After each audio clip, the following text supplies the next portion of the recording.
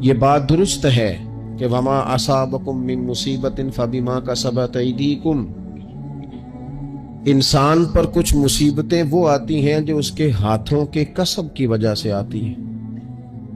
بہت ساری قوموں پر عذاب اس لیے آئے کہ انہوں نے بعض گناہ کیے تھے، لیکن یہ یاد رکھیے گا کہ عذاب ہمیشہ گناہوں کی وجہ سے نہیں آتے، تکلیفیں ہمیشہ گناہوں کی وجہ سے نہیں آتی۔ انسان دکھوں میں، مشکلات میں صرف اپنی غلطیوں کی وجہ سے نہیں الجھتا، بلکہ نبی پاک علیہ الصلاۃ والسلام نے فرمایا ہے اللہ تعالیٰ کسی بندے کو کوئی درجہ دینا چاہتا ہے، اس کے اعمال اس طرح کے نہیں ہوتے کہ اسے درجہ دیا جائے، اللہ اسے کسی مشکل میں ڈال کے اس کے درجے کو بلند فرما دیتا ہے۔ بلندی درجات کے لیے، قرب الہی کے لیے، اللہ تبارک و تعالیٰ کی بارگاہ کی معرفت کے لیے بھی مصائب آتے ہیں۔ آپ دیکھیے نا، نبی پاک صلی اللہ تعالی علیہ وسلم نے فرمایا سب سے زیادہ تکلیفیں انبیاء پہ آتی ہیں، اور فرمایا میں اللہ کا محبوب ہوں، انبیاء کا سردار ہوں، میرے اوپر سب سے زیادہ تکلیفیں آئی ہیں، آزمائشیں آ جاتی ہیں، اور رب فرماتا ہے وَلَنَبْلُوَنَّكُمْ بِشَيْءٍ مِّنَ الْخَوْفِ وَالْجُوعِ، ہم ضرور تمہیں آزمائیں گے کچھ خوف کے ساتھ، کچھ بھوک کے ساتھ، وَنَقْصٍ مِّنَ الْأَمْوَالِ وَالْأَنفُسِ وَالثَّمَرَاتِ، ضرور تمہیں آزمائیں گے پھلوں کی اور جانوں کی کمی کے ساتھ۔ اگر تم اس میں ثابت قدم رہے، شکوے نہ کیے، اپنے رب کی رضا پہ تم راضی رہے، تو وَبَشِّرِ الصَّابِرِينَ، اے محبوب پھر جو میری رضا پہ صبر کریں انہیں میری جنت کی خوشخبری بھی عطا فرما دے۔ ہم تمہیں ضرور آزمائیں گے، خوف بھی، بھوک بھی، مالوں اور جانوں کی کمی بھی۔ مومن کی یہ شان ہوتی ہے کہ وہ کسی بھی موقع پر اپنے رب سے شکوہ نہیں کرتا، کسی بھی حال میں اپنے رب کی شکایت نہیں کرتا۔ نبی کریم علیہ الصلاۃ والسلام نے فرمایا اگر اللہ تعالیٰ کسی بندے کو بیمار کرے اور پھر اس بیماری پر وہ صبر کرے اور آنے والوں سے رب کا شکوہ نہ کرے، تو فرمایا اللہ تعالیٰ نے جو گوشت اسے دیا ہوتا ہے اس سے بہتر گوشت اللہ اسے عطا کر دیتا ہے۔ اگر اللہ تعالیٰ کی حکمت غالب ہو اور تقاضا اس بیماری میں اس بندے کے انتقال کے کر جانے کا ہو، تو فرمایا پھر اللہ تعالیٰ اسے شہادت کا درجہ عطا فرما دیتا ہے۔ آزمائشیں آ جاتی ہیں، انسان پر مصائب آ جاتے ہیں، دکھ آ جاتے ہیں، تکلیفوں کا سامنا بندے کو کرنا پڑ جاتا ہے۔ اب یہ کہ اس میں اپنے دل کو، اپنی روح کو قرار دیا جائے، اپنے آپ کو اللہ کی رضا پہ کھڑا کیا جائے اور ان حوادث کا مقابلہ کیا جائے، ان چیزوں کو دیکھا جائے اور یہ غور کیا جائے کہ میرا رب اگر اسی بات میں راضی ہے تو یقیناً اس میں اللہ کی کوئی خاص حکمت ہوگی۔ نبی پاک علیہ الصلوۃ والسلام نے ایک شخص سے پوچھا کیا دعا مانگ رہے ہو؟ تو اس نے کہا یا رسول اللہ میں اللہ کی بارگاہ میں صبر کا سوال کر رہا ہوں۔ تو حضور فرمانے لگے صبر تو مصیبت پر ہوتا ہے۔ یا رسول اللہ پھر کیا مانگو؟ آپ ان جملوں اور لفظوں کی گہرائی کو سمجھیں، صبر کے لیے تو پہلے مصیبت آئے گی پھر صبر آئے گا۔ تو یا رسول اللہ کیا مانگوں؟ فرمایا تو رب سے عافیت مانگ۔ مانا کیا ہے؟ مصیبت آئے کیوں؟ اللہ تجھے اپنی حفاظت کے حصار میں لے لے، وہ وقت ہی کیوں آئے کہ جب تیری طبیعت الجھ جائے، جب تو پریشان ہو جائے، جب تو اللہ سے عافیت مانگنا۔ جب تو عافیت مانگے گا تو اگر کبھی مشکل آئے گی بھی نہ، تو خدا پھر اپنے فضل سے مشکل سے نکلنے میں رستہ بھی بڑی جلدی عطا فرمائے گا۔ ہمارا یہ مزاج بن گیا ہے کہ ہم اپنے حق میں ایسی چیزوں کا سوال کر رہے ہوتے ہیں جو کئی دفعہ ہمیں مل جائیں تو ہمارا نقصان کریں۔ قرآن حکیم ایک جگہ پہ اللہ کریم نے فرمایا ہے کہ اگر سب لوگوں کو مال دے دوں تو بغاوت کریں، فساد ہو جائے۔ کیا مانا کہ اپنا نقصان کر بیٹھے لوگ۔ ہم اپنے مالک کی بارگاہ میں بعض ایسی چیزوں کے سوالی ہیں کہ جو ہمارے لیے ٹھیک ہے، نہیں ہے، ہمیں اس کے کرم پر چھوڑنا ہے۔ یاد رکھنا، جب قومیں مادہ پرست ہو جاتی ہیں نا، جب وہ ہر چیز کو پیسے میں تولتی ہیں اور پہلے اپنا نفع دیکھتی ہیں، پھر وہ معاشرہ انسانوں کا معاشرہ نہیں رہتا، وہ تاجروں کا معاشرہ ہوتا ہے۔ وہاں ہر چیز سیل ہوتی ہے، بیچی جاتی ہے۔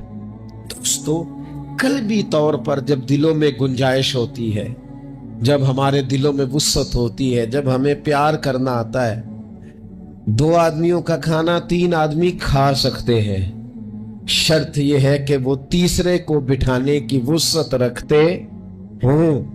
4 آدمیوں کا کھانا 5 آدمی کھا سکتے ہیں، شرط یہ ہے کہ ان کے دلوں میں گنجائش موجود ہو۔ یاد رکھنا، ایک چھت کے نیچے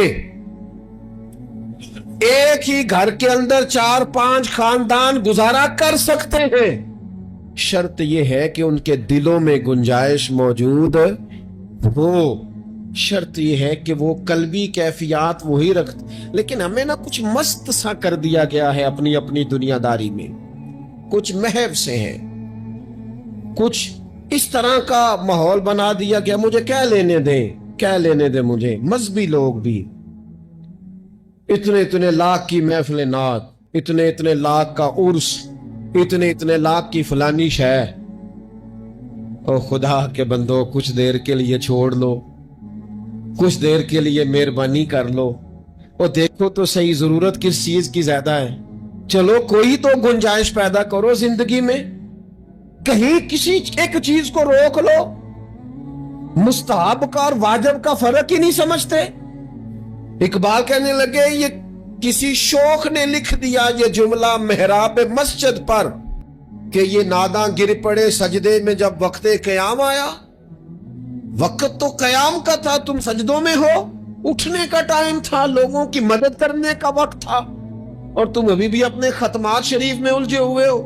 کل 10واں چہلم مستحب ہے، 2 آدمی بیٹھ کے ختم دلانے ہو جاتا ہے۔ یہ باقی کا لاکھوں روپے کا مال ان جگہوں پہ پہنچایا جائے جہاں ضرورت ہے۔ محفل نعت آپ کے محلے کا نوجوان بھی نعت پڑھ سکتا ہے، مقامی خطیب کو بھی تقریر آتی ہے، ہر جمعے کرتا ہے، اور بڑے کام ہے کرنے والے، لیکن وہ بس ٹھیک ہے، ہم جہاں لگ گئے وہاں سے ہلنے کو تیار ہی نہیں۔ ایک مخصوص سا مزاج بنا لیا، اس سے باہر آنا ہی نہیں چاہتے، پسند ہی نہیں کرتے۔ تو اپنی زندگی کے اندر وسعت پیدا کریں، اپنے دل میں وسعت پیدا کریں۔ قحط حضرت عمر کے زمانے میں بھی آ گیا تھا، بڑی مشکلات کا سامنا کرنا پڑا۔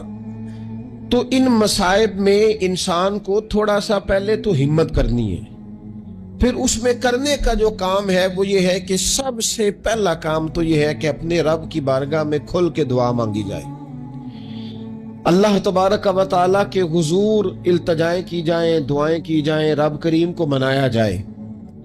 حضرت عمر فاروق رضی اللہ تعالیٰ عنہ کے زمانے میں جب قحط آیا تھا تو حضرت عمر نبی پاک علیہ السلام کے چچا کو حضرت عباس رضی اللہ تعالیٰ عنہ کو لے کے میدان میں نکلے تھے، اور کیا خوبصورت لفظ انہوں نے ترتیب دیے تھے۔ عرض کرتے تھے، مالک پہلے ہم تیری بارگاہ میں محبوب پاک کو لے کے آیا کرتے تھے، آج محبوب نے ظاہری وصال کیا ہے تو تیرے محبوب کے چچا کو لے کے آئے، تو اے اللہ تو مہربانی فرما، اپنے محبوب کے چچا کا صدقہ ہمیں بارش عطا فرما۔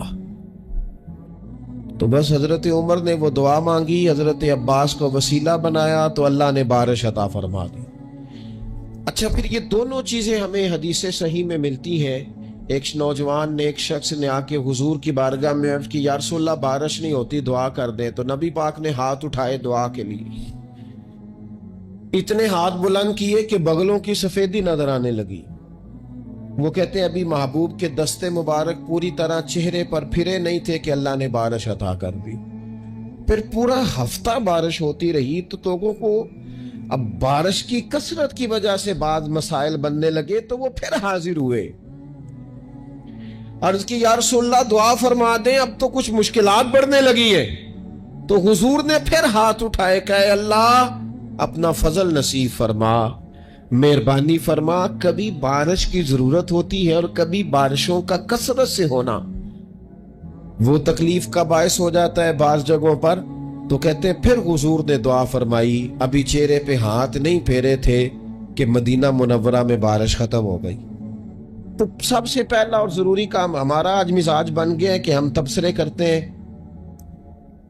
سیاست کرتے ہیں، اس پر بیٹھ کر اب ایک اور دور آ گیا ہے، ویڈیو بناتے ہیں، موبائل چلاتے ہیں، جو کہ بہت بڑا امتحان ہے ہمارے لیے کہ صرف 20 منٹ موبائل کو ہاتھ نہ لگائیں، بہت بڑا امتحان ہے۔ ہو سکتا ہے بہت سارے لوگ بڑی تکلیف میں آ جائیں کہ پورے 20 منٹ گزر گئے، اس پہ ویڈیو بنائیں گے، اس پہ کومنٹس کریں گے، اس پہ یہ کام ہم کرتے ہیں۔ حالانکہ اگر کوئی ایسی مشکل آ جائے تو شریعت نے ہمیں یہ سبق دیا کہ پہلے دعا، پہلے اللہ کی بارگاہ میں حاضری۔ اکبر الہ آبادی نے کہا تھا کہ مصیبت میں بھی اب یاد خدا ہم کو نہیں آتی، دعا منہ سے نہ نکلی، جیبوں سے عرضیاں ہی نکلی۔ ہم محکموں میں درخواستیں دیتے ہیں لیکن دعا کی طرف بڑھتے، بڑا خوبصورت کام ہے۔ سب سے پہلے تو یہ کریں کہ وہ جو ہمارے بھائی تکلیف میں ہیں، مجبوری میں ہیں، ان کے لیے اپنے رب کی بارگاہ میں عرض کریں کہ مالک، قدرتوں کا مالک تو تو ہے، ہر چیز تو تیرے دستے کرم میں ہے، اور تو کریم اتنا ہے کہ بندوں پہ تو غضب نہیں زیادہ فرماتا، رحمت ہی زیادہ فرماتا ہے، اور تیری رحمت تیرے غضب پر غلبہ رکھتی ہے، اس لیے مالک تو کرم فرما، اور یہ جو لوگ ہیں تو انہیں اپنے فضل سے ہی آسانی عطا فرما تاکہ اس مشکل سے نکل آئیں۔ جن دنوں قحط آیا تھا نا مکہ مکرمہ مدینہ طیبہ میں حضرت عمر کے زمانے میں، تو حضرت عمر فاروق فرماتے ہیں میں نے بغیر گھی کے کبھی کھانا نہیں کھایا تھا، لیکن میں نے قسم اٹھا لی تھی کہ جب تک سب لوگوں کو راشن کھانا میسر نہیں آتا میں بھی گھی نہیں کھاؤں گا۔ یہ جو اضافی اخراجات ہیں، ایڈوانس گاڑیاں بک کرانا، نئے ماڈل کے موبائل خریدنا، یہ جو ہمارے صرف ناز نخرے ہیں، صرف ان کو تھوڑا سا کلوز کر لو۔ عجیب بات ہے نا، عجیب ظلم ہے نا کہ ایک بچہ رات کو اس لیے کھانا نہیں کھا رہا کہ اس